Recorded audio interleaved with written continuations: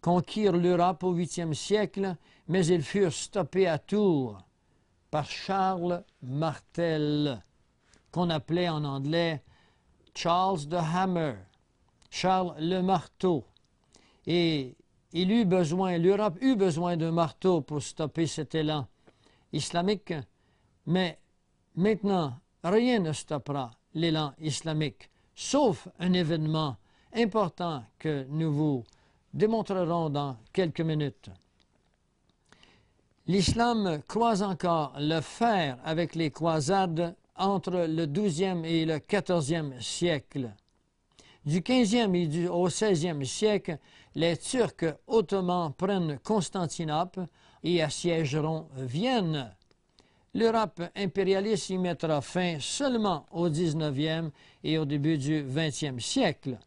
L'obstacle principal des Mahométans est la lutte entre eux, entre frères. Mais leur force remonte aux temps anciens et elle demeure dans une commune haine qu'ils ont pour le peuple juif. L'arsenal islamique a maintenant dépassé celle d'Israël.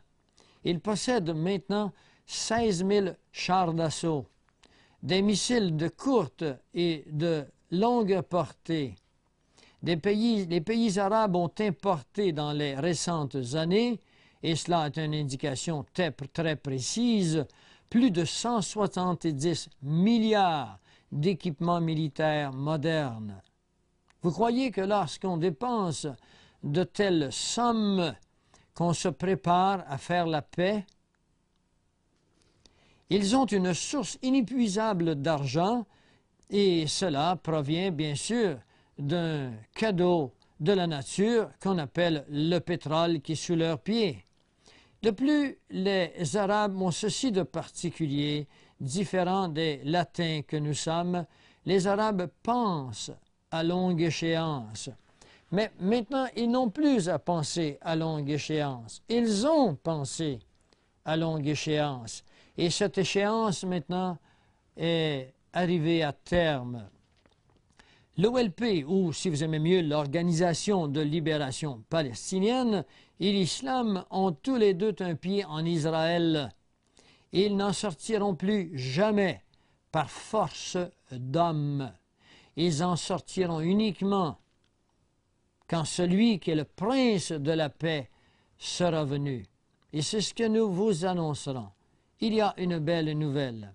Me direz-vous, quelle connexion y a-t-il entre ces nouvelles internationales et la parole de Dieu?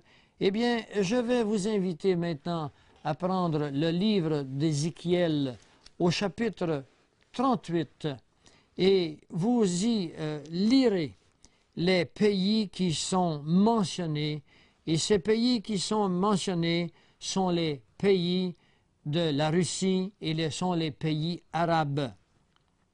Et ils iront en Israël pour une raison. Et la Bible nous le dit pourquoi ils iront.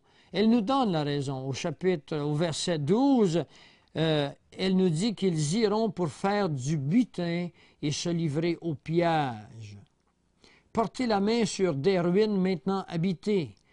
Israël était hier une ruine. Ces déserts sont pleins de fruits maintenant. Cette prophétie est réalisée.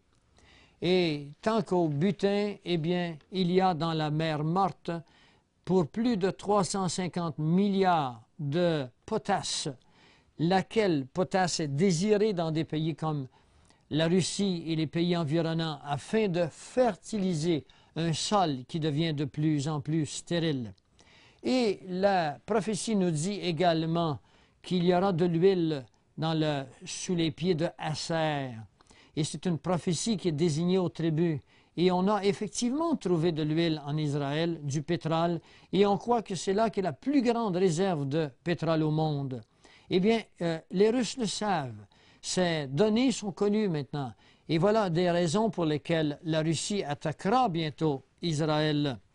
Mais la prophétie nous dit ceci, c'est que dans Ézéchiel 38, au verset 20, il nous a dit que les poissons de la mer et les oiseaux du ciel trembleront devant moi, et les bêtes des champs, et tous les reptiles qui rampent sur la terre, et tous les hommes qui sont à la surface de la terre. Et elle nous dit, les montagnes seront renversées, les parois des rochers s'écouleront, et toutes les murailles tomberont par terre. Alors, il s'agit ici, bien sûr, d'un incroyable tremblement de terre qui se produira lorsque Gog, au pays de Magog, Méchec, c'est-à-dire Moscou, s'avancera contre Israël. Il y aura un tremblement de terre, et ce tremblement de terre mettra à mort, tel qu'il nous l'est dit dans Zacharie, 5 soldats sur 6 de l'armée russe seront détruits. Et la Bible va beaucoup plus loin. Elle nous donne des détails qui sont à frissonner.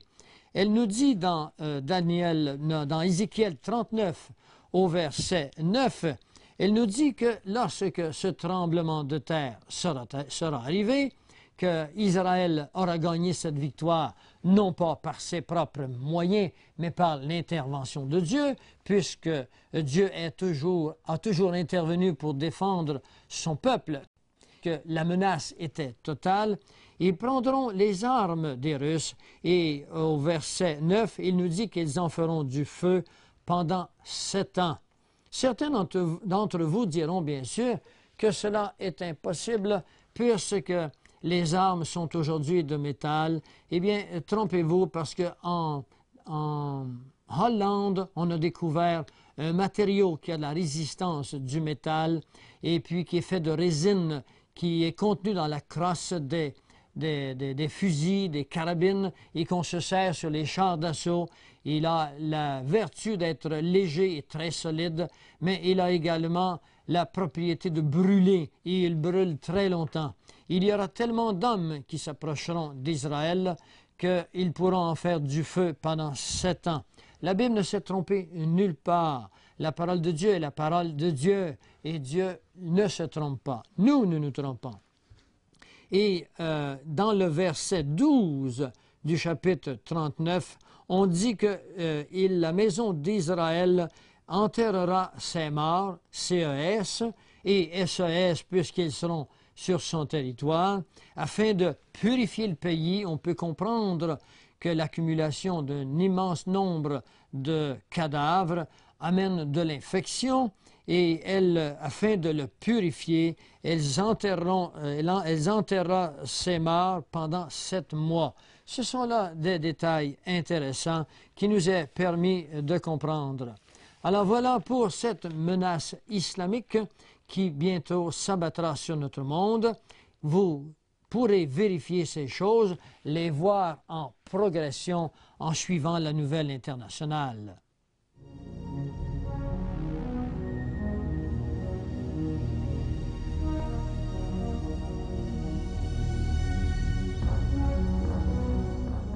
Mes chers auditeurs, je voudrais maintenant vous inviter à explorer avec moi un autre des signes des temps, un autre des signes qui nous annonce que nous sommes à la fin d'une époque, afin que vous puissiez maintenant et désormais spécialement ouvrir votre esprit, ouvrir vos regards sur des événements qui arrivent à la surface de notre planète actuellement, mais qui échappent à l'œil qui n'a pas été prévenu.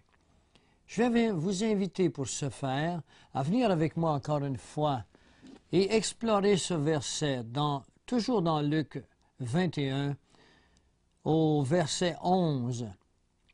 Nous avons antérieurement parlé des tremblements de terre, des famines, des pestes, et maintenant je voudrais attirer votre attention sur la fin de ce verset où il est marqué